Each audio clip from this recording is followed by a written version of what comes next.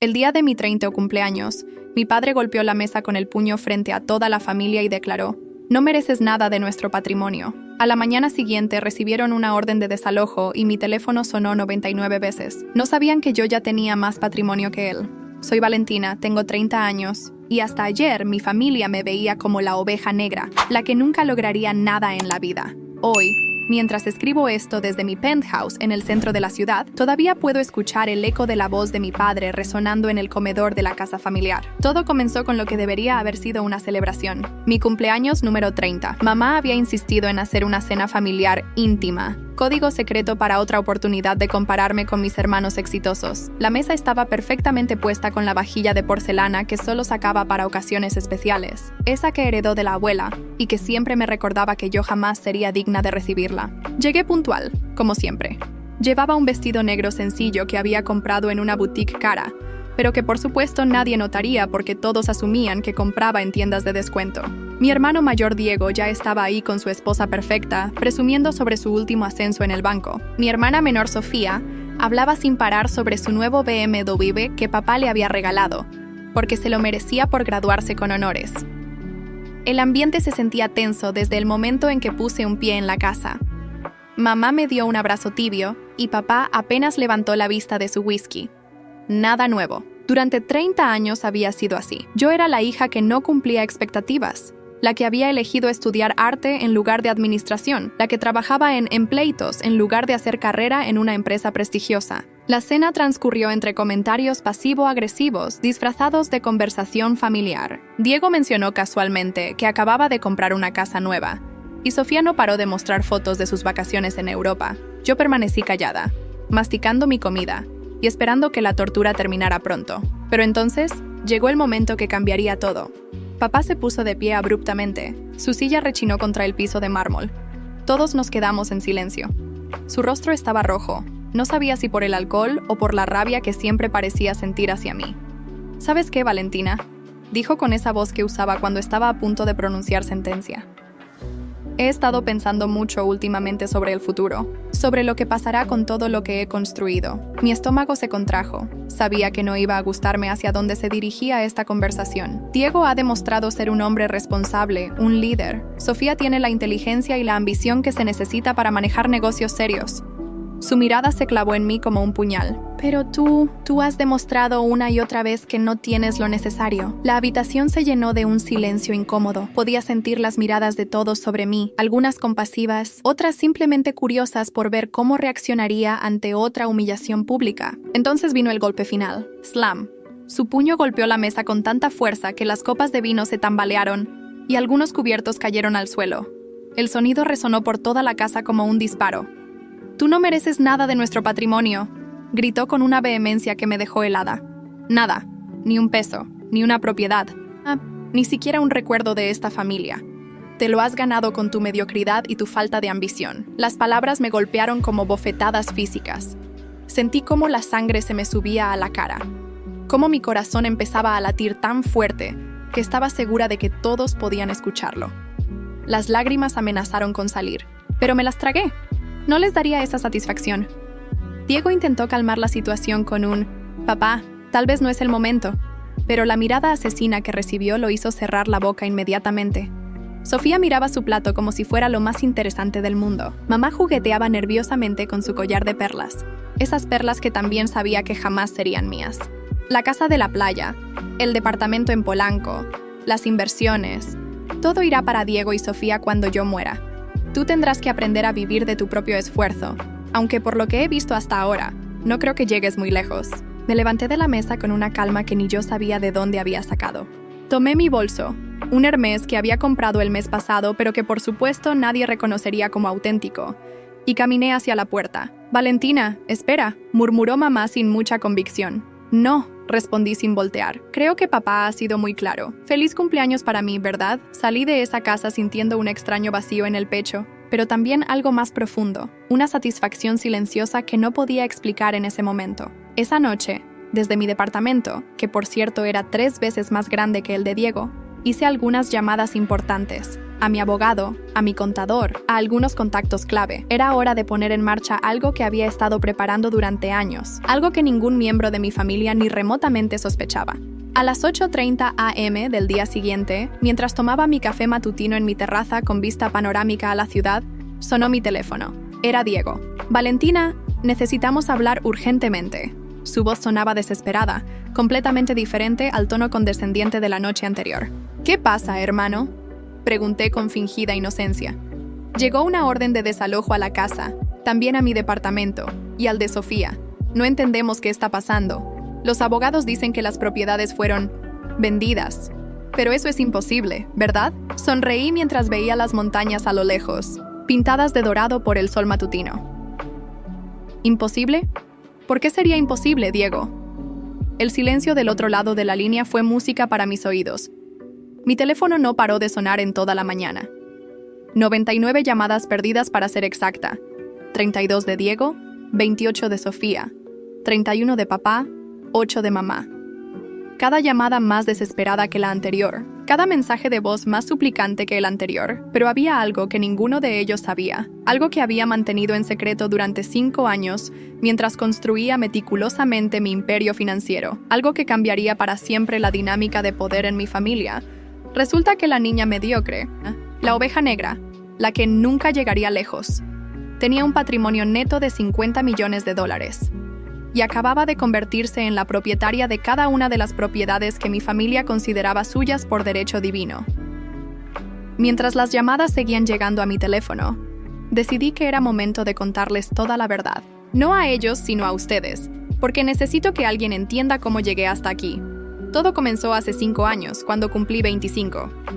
Ese día también hubo una cena familiar, y ese día también papá decidió humillarme delante de todos. La diferencia fue que esa vez, en lugar de salir llorando como siempre había hecho, algo se rompió dentro de mí. Algo se endureció. Valentina nunca va a madurar, había dicho papá esa noche, riéndose mientras cortaba su filete. Miren a Diego, ya tiene su departamento propio, su trabajo estable. Sofía está a punto de graduarse con honores. Y ella sigue jugando con sus dibujitos y viviendo de las migajas que le damos. Esa palabra, migajas, se me quedó grabada en la mente como un hierro caliente. Al día siguiente, en lugar de hundirme en la autocompasión como había hecho tantas veces antes, hice algo diferente. Busqué en internet cursos de inversiones financieras. No tenía dinero para pagarlos, pero encontré contenido gratuito, libros pirateados, videos en YouTube. Me volví una esponja absorbiendo todo lo que podía sobre mercados, criptomonedas, bienes raíces, startups. Mi trabajo de medio tiempo en una galería de arte pagaba una miseria, pero era suficiente para empezar. Tomé mis primeros $500 de ahorro, dinero que había guardado centavo por centavo durante meses, y los invertí en criptomonedas cuando todavía nadie hablaba de ellas en México. La primera semana perdí $200 y casi me da un ataque de pánico. Pero seguí estudiando, leyendo, aprendiendo de mis errores. Poco a poco, muy poco a poco, empecé a ganar dinero. El primer año fue brutal. Trabajaba en la galería de día y estudiaba mercados de noche. Dormía 4 horas diarias. Comía ramen instantáneo porque cada peso extra lo invertía. Mi familia pensaba que me había vuelto ermitaña, pero la verdad era que estaba construyendo algo que ninguno de ellos podía imaginar. Cuando mis primeras inversiones en cripto se multiplicaron por 10, no salté de alegría como cualquier persona normal habría hecho. En cambio, diversifiqué inmediatamente.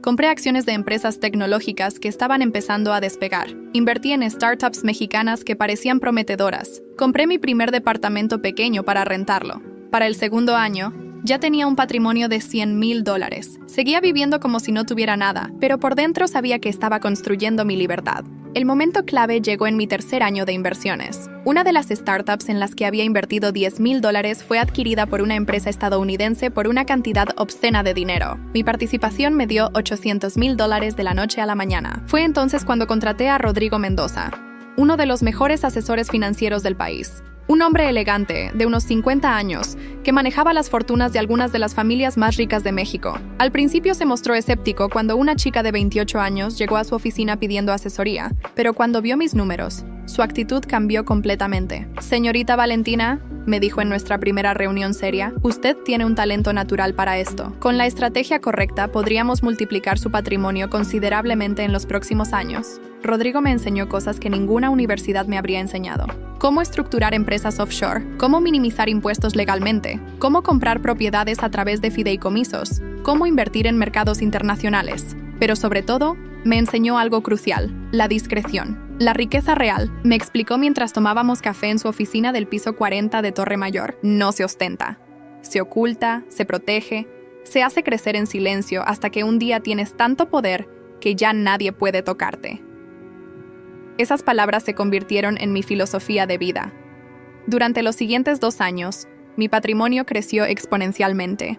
Compré más propiedades para renta, invertí en el mercado de valores estadounidense, diversifiqué en commodities, incluso compré arte, ironías de la vida, considerando que mi familia siempre se burló de mi interés por el arte. Pero la jugada maestra vino hace un año, cuando papá empezó a tener problemas financieros que él creía que nadie sabía. Su empresa constructora había tomado varios préstamos importantes para financiar un desarrollo inmobiliario que no estaba dando los resultados esperados. Las cuotas mensuales eran astronómicas, y aunque él seguía manteniendo las apariencias, yo sabía, porque Rodrigo tenía contactos en todos los bancos importantes, que estaba en serios aprietos.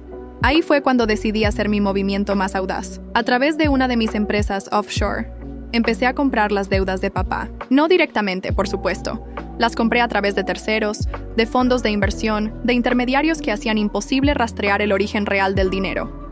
Cada vez que un banco quería deshacerse de una deuda morosa de la empresa de mi padre, yo estaba ahí para comprarla a precio de remate. En 6 meses, sin que él lo supiera, yo era la acreedora principal de mi propio padre. Pero eso no era suficiente. También empecé a comprar las propiedades que él había puesto como garantía de sus préstamos. La casa familiar donde habíamos cenado anoche, el departamento de Diego, el de Sofía, incluso la casa de la playa que tanto presumían. Una por una, fueron cayendo en mis manos a través de remates judiciales, ventas por deuda, embargos preventivos.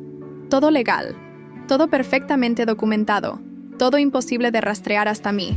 Rodrigo me miraba con una mezcla de admiración y temor cada vez que le contaba mis últimas adquisiciones. Valentina, me dijo hace 3 meses, usted se ha vuelto más rica que su padre. Técnicamente, usted es ahora la propietaria de todo lo que él considera suyo. ¿Técnicamente? Le pregunté. Legalmente, me corrigió con una sonrisa. Usted es legalmente la dueña de todo. Anoche, mientras escuchaba las palabras de papá sobre cómo yo no merecía nada de su patrimonio, tuve que morderme la lengua para no reírme. Si él supiera que en ese momento yo tenía un patrimonio neto de $50 millones y que técnicamente él me debía más dinero del que había ganado en toda su vida, pero la verdadera ironía era otra. Él tenía razón en una cosa. Yo no merecía su patrimonio, lo merecía mucho más que eso. Mientras escribo esto, puedo ver por la ventana de mi penthouse las montañas que rodean la ciudad. Es un martes por la mañana y el tráfico se ve diminuto desde aquí arriba. Mi teléfono sigue sonando. Ya van 127 llamadas perdidas, pero yo sigo sin contestar. Todavía no es el momento. Primero necesito que sientan el verdadero pánico, que entiendan que las órdenes de desalojo no son una broma, que los abogados no pueden hacer nada porque todo está perfectamente legal, que el dinero que siempre dieron por garantizado ya no existe. Solo entonces voy a contestar el teléfono. Y cuando lo haga, van a descubrir que la oveja negra de la familia se convirtió en el lobo. La llamada número 156 fue la que finalmente decidí contestar. Era mamá, y por primera vez en mi vida, su voz sonaba completamente rota. Valentina, por favor, necesitamos hablar contigo. Sollozó al teléfono. No sabemos qué está pasando, pero los abogados dicen que alguien compró todas las deudas de tu padre. Las propiedades van a ser embargadas. Nos van a quitar todo. ¿Dónde están? Le pregunté con una calma que me sorprendió incluso a mí misma. En casa. Bueno, en lo que queda de casa. Los de la inmobiliaria vinieron esta mañana a tomar fotos. Dijeron que tienen 48 horas para desocupar. Voy para allá. Llegué a la casa familiar 1 hora después, conduciendo mi Tesla Model S, otro de mis secretos bien guardados. Estacioné justo donde siempre había estado el BMW de Sofía, pero ahora solo había un espacio vacío. Aparentemente también se lo habían llevado. Cuando entré, encontré una escena que me llenó de una satisfacción que jamás pensé que podría sentir. Papá estaba sentado en su sillón de piel, pero ya no se veía como el patriarca autoritario de anoche. Parecía un hombre viejo y derrotado, con los ojos rojos y la ropa arrugada. Diego caminaba de un lado a otro como un animal enjaulado, hablando por teléfono con algún abogado que obviamente no le estaba dando buenas noticias. Sofía estaba acurrucada en el sofá, llorando desconsoladamente. Mamá corrió hacia mí en cuanto me vio. «Gracias a Dios que viniste», me dijo abrazándome. «Necesitamos tu ayuda para entender qué está pasando. Tal vez tú puedas hablar con alguien, conseguir más tiempo, algo». La ironía era deliciosa. Después de 30 años de tratarme como si fuera una inútil, ahora me necesitaban. «¿Qué dicen los abogados?», pregunté, fingiendo preocupación. Papá levantó la vista por primera vez. Sus ojos, que anoche habían estado llenos de rabia y desprecio, ahora solo mostraban confusión y miedo. «Dicen que alguien compró todas mis deudas», murmuró con voz ronca, «que tienen derecho legal a embargar las propiedades que puse como garantía. Pero no entiendo cómo pasó esto tan rápido. Ayer todo estaba bien. ¿Y hoy, cuánto deben?», pregunté, aunque ya sabía la respuesta exacta. Diego colgó el teléfono y se acercó a nosotros. Su cara de arrogancia había desaparecido completamente, reemplazada por pura desesperación. $8 millones, dijo. Entre las deudas de la empresa, los préstamos hipotecarios, las tarjetas de crédito empresariales, $8 millones que aparentemente ahora le debemos a una sola persona. ¿Saben quién es?, pregunté. «Esa es la parte más extraña», intervino Sofía limpiándose las lágrimas. «Los abogados dicen que es una empresa offshore, registrada en las Islas Caimán, imposible de rastrear, pero quien sea que esté detrás de esto, tiene mucho dinero y muy buenos abogados». Papá se puso de pie lentamente. Por primera vez en mi vida, se veía frágil, vulnerable. «Valentina», me dijo, y su voz tenía un tono que jamás había escuchado antes. Era humilde, suplicante. «Sé que anoche dije cosas que no debería haber dicho. Estaba estresado, había bebido demasiado, pero eres nuestra hija y necesitamos tu ayuda». «¿Mi ayuda?», repetí, dejando que las palabras colgaran en el aire. «Tal vez podrías hablar con algunos de tus contactos en el mundo del arte», sugirió mamá desesperadamente. «Quizás conoces a alguien con dinero que pueda prestarnos para pagar las deudas, o al menos ayudarnos a negociar con estos acreedores». Me senté en el sofá, crucé las piernas, y los miré a todos con una expresión pensativa. Podía sentir cómo la tensión llenaba la habitación. Ellos esperaban que yo dijera algo, que ofreciera alguna solución, que fuera la hija obediente que siempre había sido. «Es interesante», dije finalmente. «Anoche papá me dijo que yo no merecía nada de su patrimonio, que era mediocre, que no tenía ambición, que nunca llegaría lejos, y hoy me piden ayuda para salvar ese mismo patrimonio». El silencio que siguió fue ensordecedor. «Valentina», murmuró papá, «ya te dije que estaba alterado. No hablaba en serio». «¿No hablabas en serio?», repetí, y por primera vez dejé que un poco de veneno se filtrara en mi voz. 30 años de menosprecio, de comparaciones, de hacerme sentir como si fuera una carga para esta familia, ¿y ahora me dices que no hablabas en serio?». Diego se acercó y se sentó frente a mí. «Mira, hermana», dijo, y era la primera vez en años que me llamaba así sin sarcasmo. «Sé que papá y mamá han sido duros contigo. Todos hemos sido duros contigo, pero somos familia. Esto nos afecta a todos». «¿Nos afecta a todos?», pregunté fingiendo sorpresa. Pero yo pensé que no era parte de la familia. Anoche papá fue muy claro. Yo no merecía nada de su patrimonio, así que técnicamente esto no me afecta en absoluto. Sofía dejó de llorar y me miró con una expresión de shock. «No puedes hablar en serio», dijo. «¿Vas a abandonarnos así? ¿Después de todo lo que hemos hecho por ti?». Esa pregunta me hizo reír. Una risa corta, seca, que salió de lo más profundo de mi pecho. «¿Todo lo que han hecho por mí?», repetí. «¿Te refieres a los 30 años de hacerme sentir como si fuera un error? ¿A las comparaciones constantes? ¿A las cenas familiares donde era el chiste recurrente? ¿A los regalos de cumpleaños baratos mientras a ustedes les compraban carros? ¿A eso te refieres?». La habitación se llenó de un silencio incómodo. Podía ver cómo mis palabras los golpeaban como puñetazos, como por primera vez en sus vidas se daban cuenta de cómo me habían tratado realmente. Mamá se acercó y se arrodilló frente a mí. «Valentina, por favor», suplicó. «Sé que no hemos sido perfectos, pero eres nuestra hija. No podemos perder todo. Tu padre trabajó toda su vida para construir esto». «¿Su vida?», pregunté, mirándola directamente a los ojos. «¿Y qué hay de mi vida? ¿Cuándo se preocuparon por lo que yo estaba construyendo? ¿Cuándo me preguntaron si necesitaba ayuda? ¿Cuándo me trataron como si mis sueños importaran?». Papá se acercó y puso su mano en mi hombro. Era la primera vez que me tocaba con cariño en años. «Tienes razón», admitió. Hemos sido terribles contigo, pero por favor, no dejes que nuestros errores destruyan todo.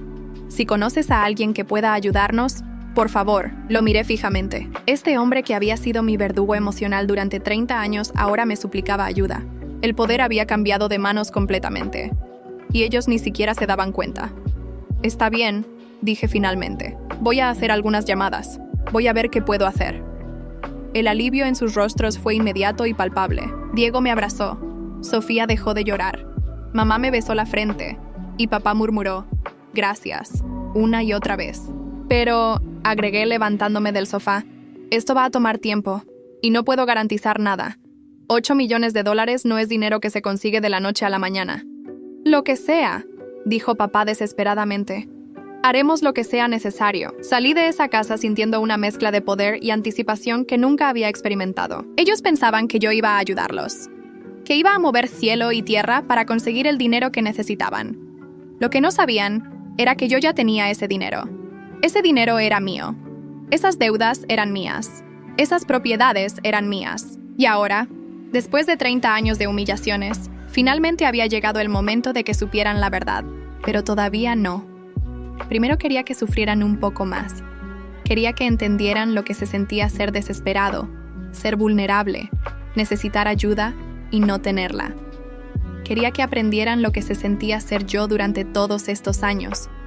Porque mañana, cuando regresara a esa casa, no iba a llegar como la hija fracasada que busca favores.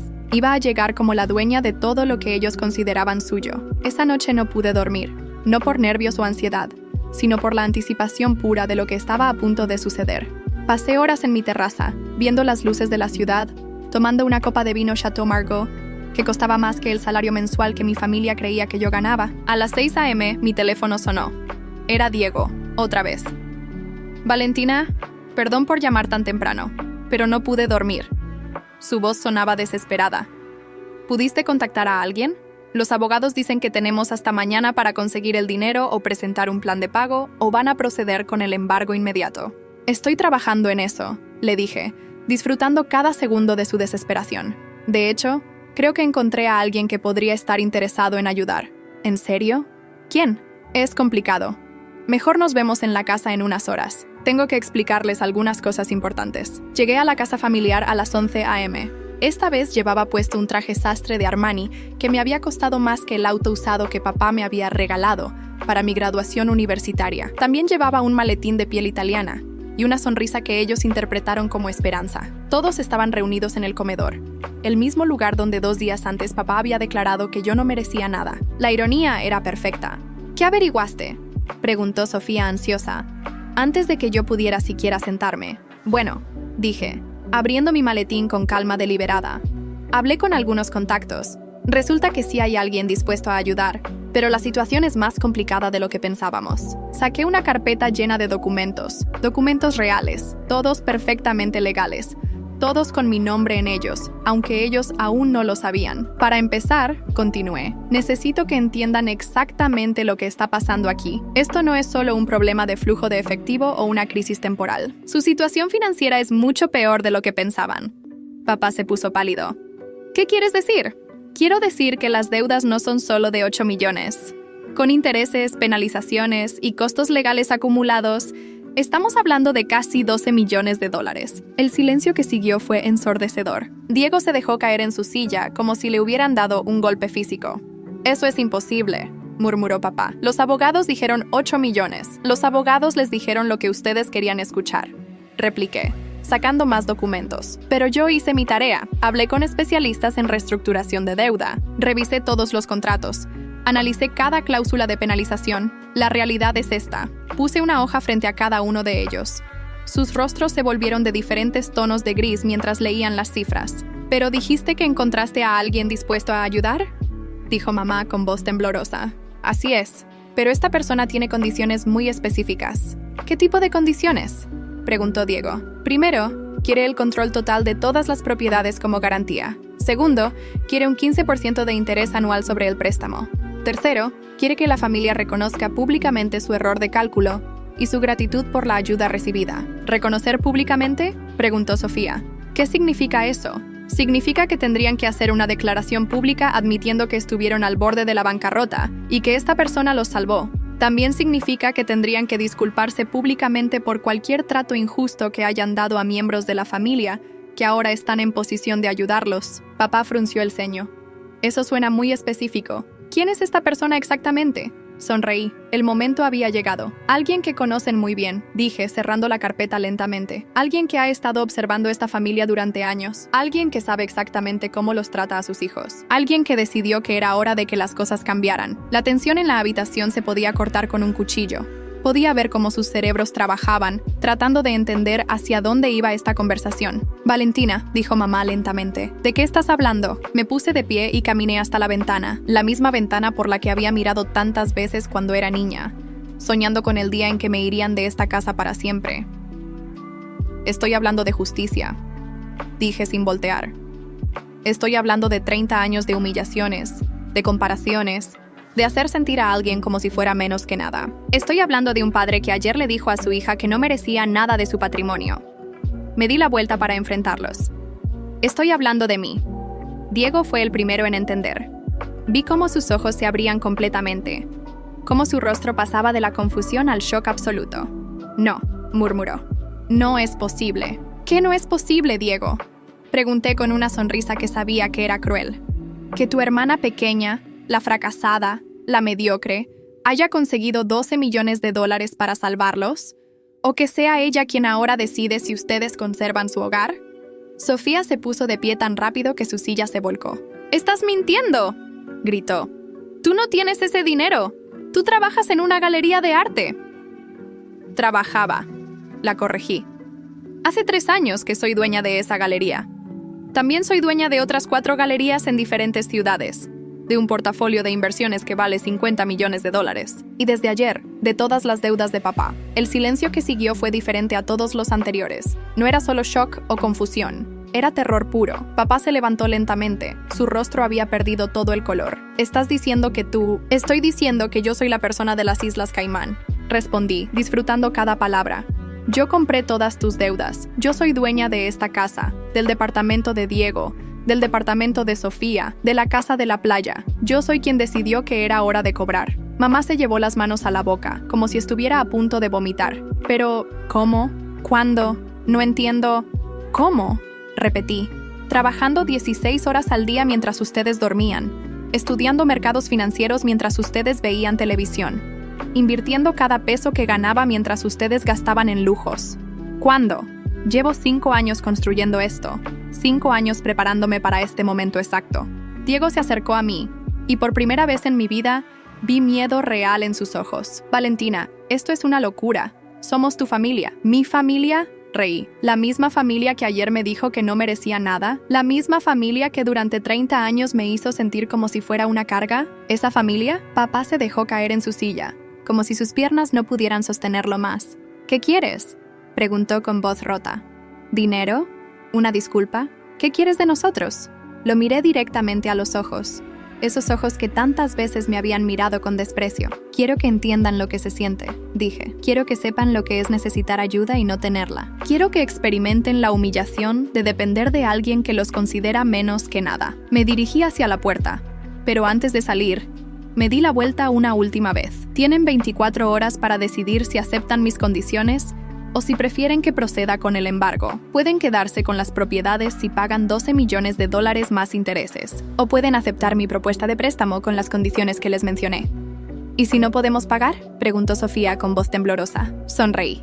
Entonces van a descubrir lo que se siente vivir en la calle, igual que yo viví durante años sintiéndome como si no tuviera lugar en esta familia. Salí de esa casa dejando atrás 30 años de dolor, de humillación, de sentirme menos que nada.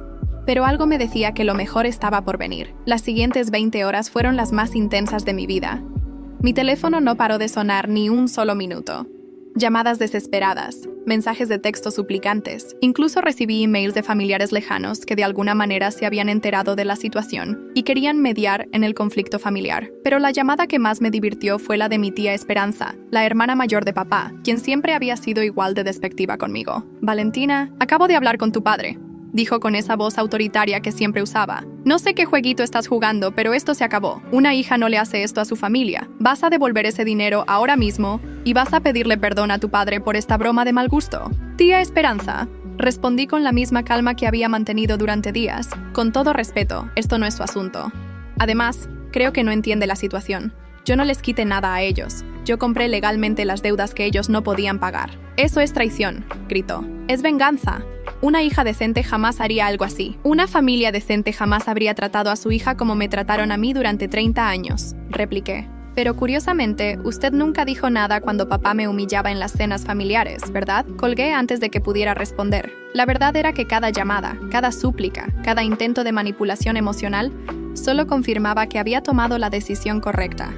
Incluso en su desesperación, ninguno de ellos había ofrecido una disculpa genuina. Todos seguían tratando de encontrar maneras de manipular la situación a su favor. A las 10 p.m. de esa noche, recibí un mensaje de Diego que me hizo sonreír. Valentina, hablé con algunos inversionistas. Podemos conseguir parte del dinero, pero necesitamos más tiempo. Por favor, extiende el plazo. Te pagamos el 20% de interés si nos das 6 meses más. Ni siquiera se dignó a reconocer lo que me habían hecho. Seguía tratándome como si fuera una extraña haciendo negocios, no como su hermana a quien había despreciado toda la vida. Le respondí con un simple, el plazo se mantiene. 24 horas.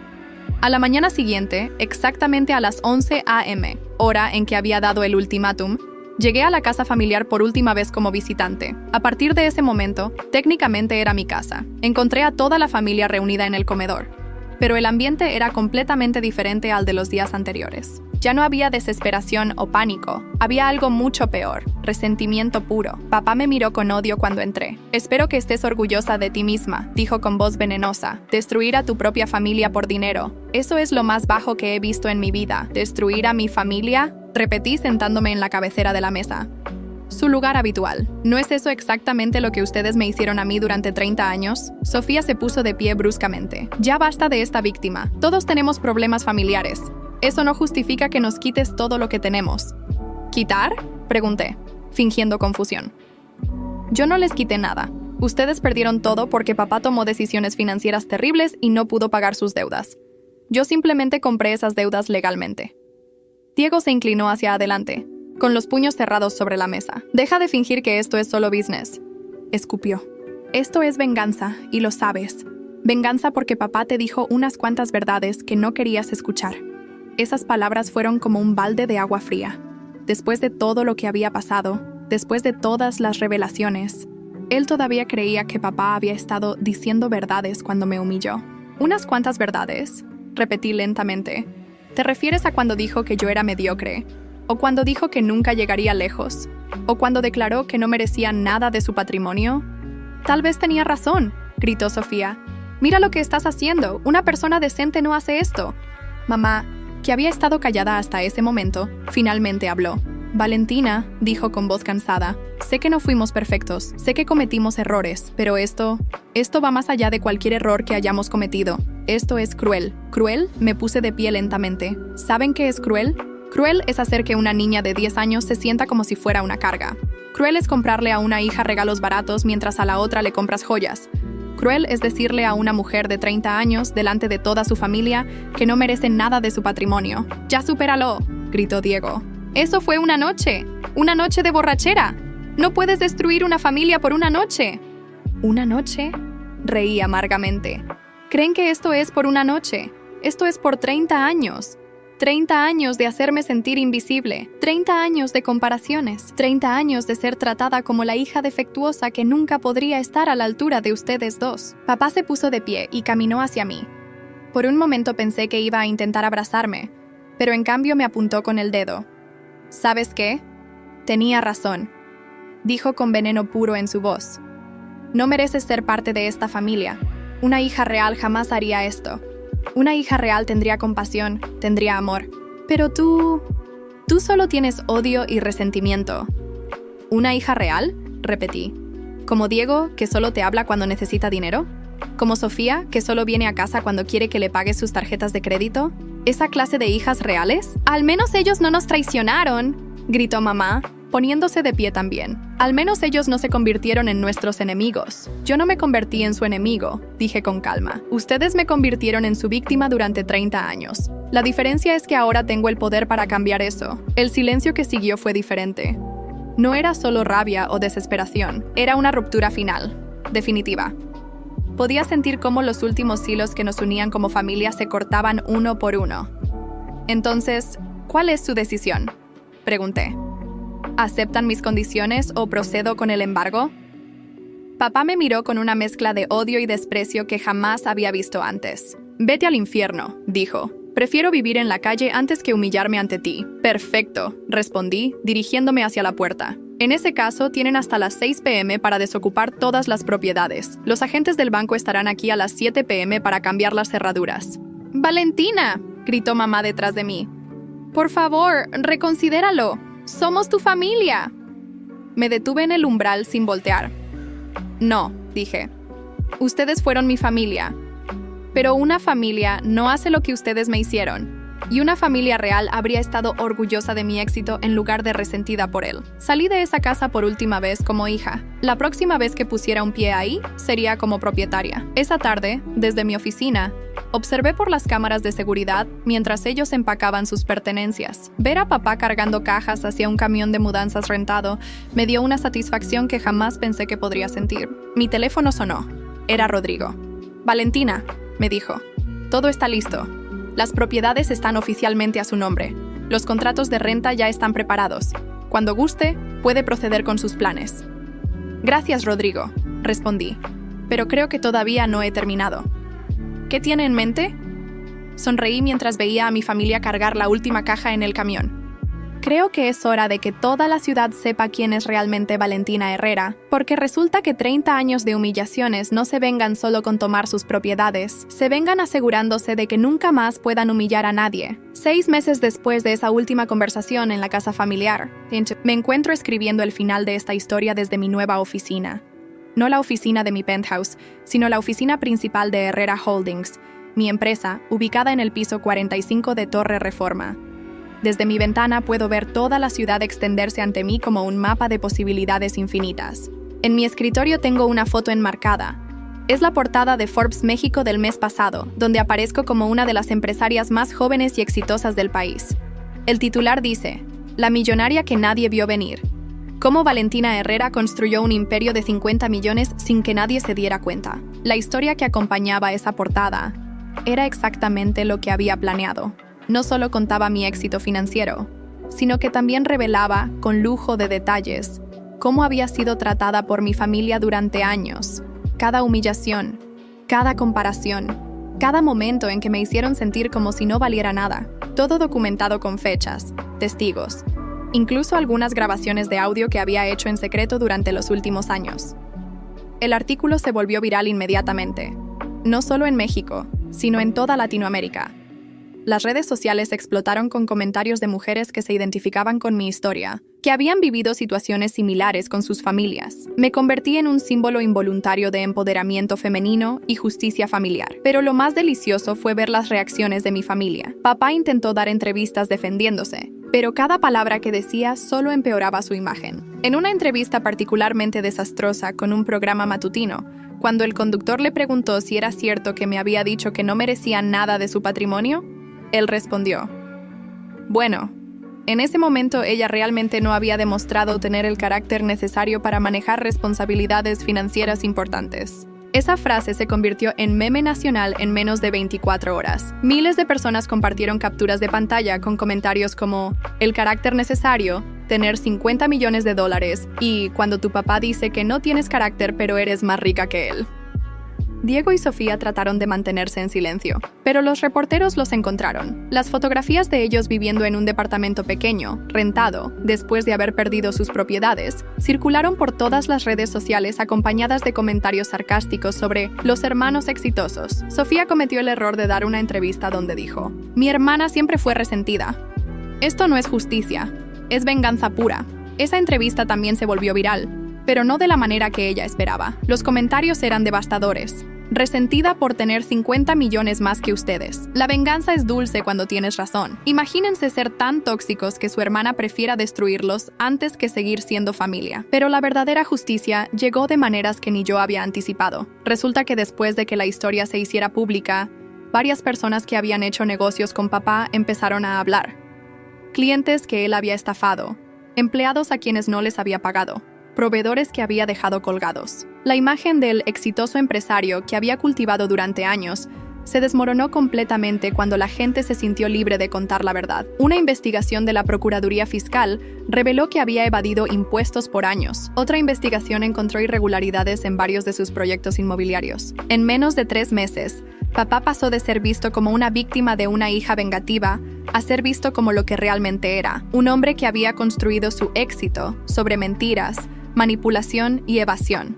Diego perdió su trabajo en el banco cuando salió a la luz que había estado usando información privilegiada para ayudar a papá en algunos de sus esquemas financieros cuestionables. Sofía fue expulsada de la universidad cuando se descubrió que papá había sobornado a varios profesores para asegurar sus calificaciones. La familia perfecta, la familia exitosa que siempre me había hecho sentir inadecuada, resultó ser una fachada construida sobre corrupción y mentiras. Mientras tanto, mi empresa seguía creciendo. La publicidad, aunque inicialmente no planeada, había resultado ser increíble para los negocios. Empresas de todo el país querían asociarse conmigo. Inversionistas internacionales me buscaban. Incluso recibí ofertas para escribir un libro y para que hicieran una serie sobre mi historia.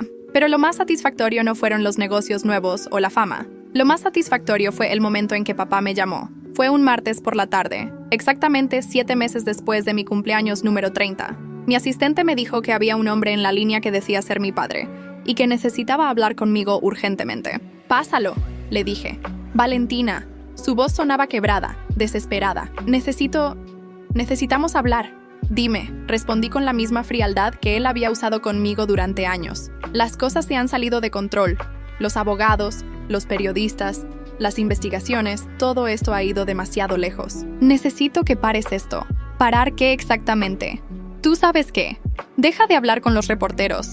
Deja de contarles historias sobre la familia. Esto nos está destruyendo».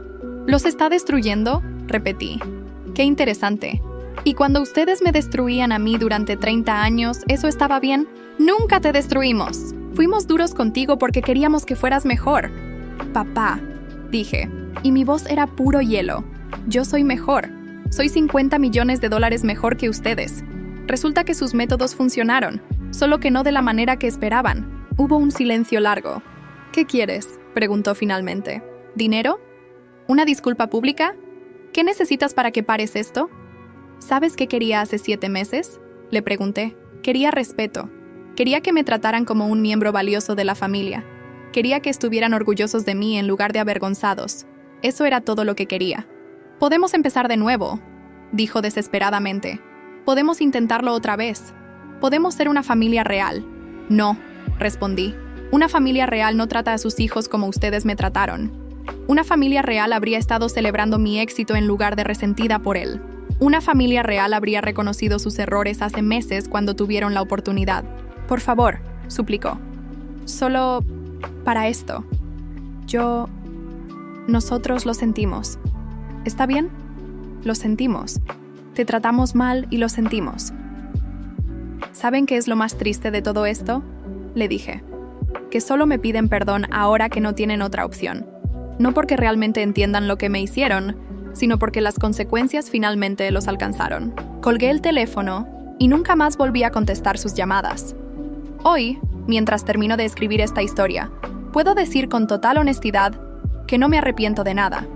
Cada decisión que tomé, cada movimiento estratégico que hice, cada momento en que elegí la justicia sobre la familia, fue la decisión correcta.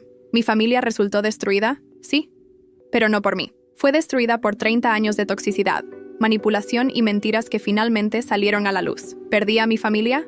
No, porque resulta que nunca tuve una familia real para empezar. Lo que tenía era un grupo de personas que compartían mi apellido y que habían decidido que yo era el blanco perfecto para sus frustraciones e inseguridades. Ahora tengo algo mucho mejor. Tengo libertad, tengo éxito, tengo respeto propio y tengo el poder de construir la vida que siempre quise. También tengo una nueva familia, mi equipo de trabajo, mis socios de negocios, las mujeres que me escriben contándome que mi historia las inspiró a defenderse en sus propias familias tóxicas. La casa familiar, por cierto, la convertí en un centro de apoyo para mujeres víctimas de violencia emocional familiar.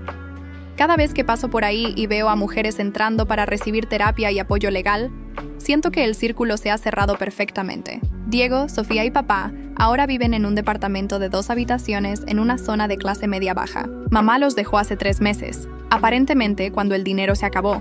También se acabó su tolerancia hacia los problemas familiares. ¿Me da pena? No. ¿Me siento culpable? Tampoco. ¿Me siento poderosa? Absolutamente. Porque resulta que la niña que nunca llegaría lejos, no solo llegó lejos, llegó más lejos que todos ellos juntos. Y esa, queridos lectores, es la verdadera justicia. A veces la venganza no es un plato que se sirve frío. A veces es un banquete de 5 estrellas que se sirve exactamente a la temperatura perfecta, acompañado del mejor vino, en vajilla de porcelana que vale más que todo lo que ellos perdieron, y sabe absolutamente delicioso.